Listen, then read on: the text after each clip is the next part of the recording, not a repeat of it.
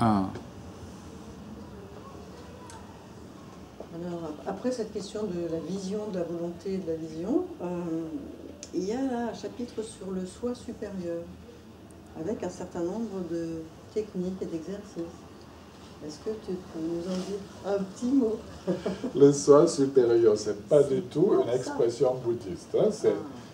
Ça, quand les bouddhistes entendent ça, le non-soi, ça c'est notre... Mais le non-soi, en fait, c'est le soi supérieur. Quand on n'est pas dans la saisie égoïste, quand on n'est pas dans une saisie de moi, que je veux ceci, que je ne veux pas cela, mais détendu, là s'ouvre ce qui, par exemple, Assagioli, j'ai déjà nommé cet ancien fondateur de la psychosynthèse, est nommé le soi supérieur, c'est-à-dire l'ensemble des qualités naturelles en nous qui se manifestent au moment de la plus grande détente.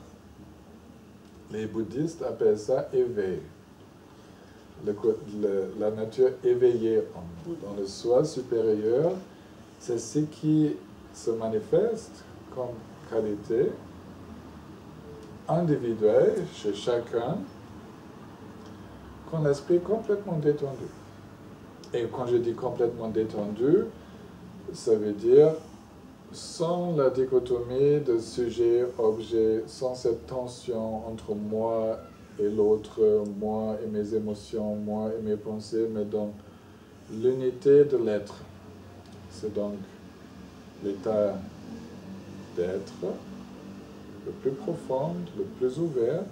On appelle ça le soi véritable, le soi supérieur. Un client ou une thérapeute n'aurait pas accès direct à ce soi véritable supérieur, parce que la non-dualité n'est pas facile à accéder juste par une lâcher-prise d'un instant. Il faut une lâcher-prise très très profonde qui soulève souvent des angoisses, des peurs, pour lâcher davantage, lâcher le contrôle, aller dans l'inconnu. Et ce qu'on a, cependant, c'est que chacun de nous a des aperçus de ce qui veut naître, de ce qui veut se manifester comme qualité en nous. Et il y a la possibilité, dans la plus grande des temps, de commencer à écouter les petites voix fines qui normalement ne sont pas écoutées, mais les voix fines qui disent « arrête, arrête là, donne plus de temps ici ».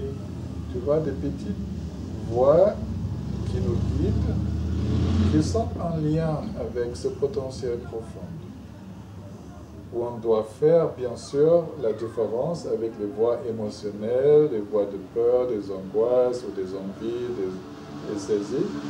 Mais ça fera partie de la formation, comme tu le sais bien, que le thérapeute déjà commence à écouter le soi véritable en lui, le découvrir, vraiment littéralement découvrir, enlever la couverture, découvrir le soi véritable là où on se sent vraiment à la maison, où on sait là, je suis au plus sain, au plus équilibré possible. Et finalement, le thérapeute extérieur réveille le thérapeute intérieur, qui est appelé gourou intérieur dans l'approche bouddhiste, pour que ce gourou intérieur prenne le relais, prenne le développement en charge. Et quand ça c'est bien installé, le thérapeute peut dire maintenant, tu sais faire, tu peux faire ton chemin tout seul. Merci beaucoup pour tous ces éclaircissements. Oui, c'était un plaisir. Pour moi aussi.